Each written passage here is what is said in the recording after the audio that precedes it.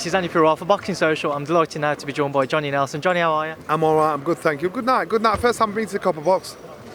Talk to me about the fights. We'll start off with the main event, Ryder-Sirotkin. There was a few times in that fight where it seemed like Sirotkin was going in with his head as a bit of a dirty tactic. I don't know whether you saw it like that. What you do is possible to make it awkward for an opponent, and Sirotkin did the right thing. He was ahead on points.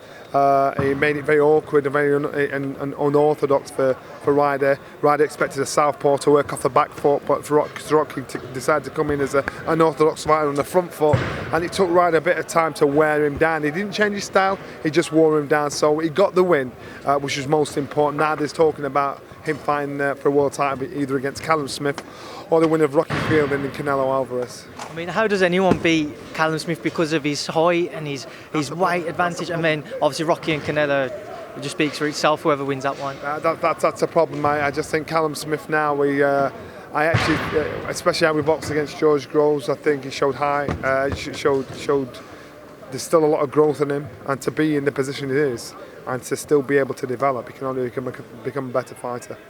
And obviously we saw Isaac Chamberlain come back into winning ways against Luke Watkins. What did you make of that fight? Was it as close as what you thought?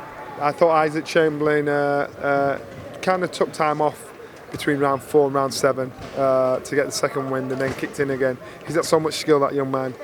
He showed maturity, he showed patience, and I thought, well, good on you, Isaac. I'm glad he got the win. And Ted Cheeseman coming in with a British title now. He's picked that up. What did you make of his performance? Ted Cheeseman had to be an unorthodox fighter, and that's what he showed. I didn't think he had that in his locker, but he did, and he showed strength. He showed patience, and I know Anthony Fowler was giving him some shit ringside, but he just got the job done and got the win. Talk to me about that. Is that a fight you'd like to see sooner rather than later? Yeah, of course it is. I'm quite sure they'll put that on sometime next year. So don't be surprised if that happens. Maybe on the Joshua belt. And Jordan Gill seemed very slick and gave a very confident performance in against Ryan Dorr. What did you make of him? Jordan Gill, this is why I love our sport. Slick, stylish, patient. When it comes down to boxing, that's the art. That's what I love. I love the art of boxing, and he showed that. I think Jordan Gill, brilliant, well deserved. There's a couple of things I just wanted to get your opinion on. We've heard Kell Brook's announcement of his next fight on December 8th. What are your thoughts in terms of what would you like to see him fighting at, welterweight or super welter? I've always said I prefer him to fight super welterweight. That's where he's strongest at, that's where he boxes best at. I don't know who the opponent's going to be. I'm not even sure what weight it's going to be, but I'm glad he's in there. He's back in the ring again, back in the mix. He's out in future of enduro training, so he's got the heart back and he's got a bit more biz. There was those rumours coming out last week about a split between himself and Dominique Engle. What were your thoughts when that come out?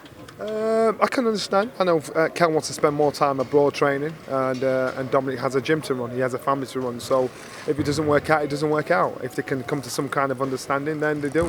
But the door's not shut. I just think don't be surprised if Kell, rocks up with someone else in his corner, because that's what he wants to do.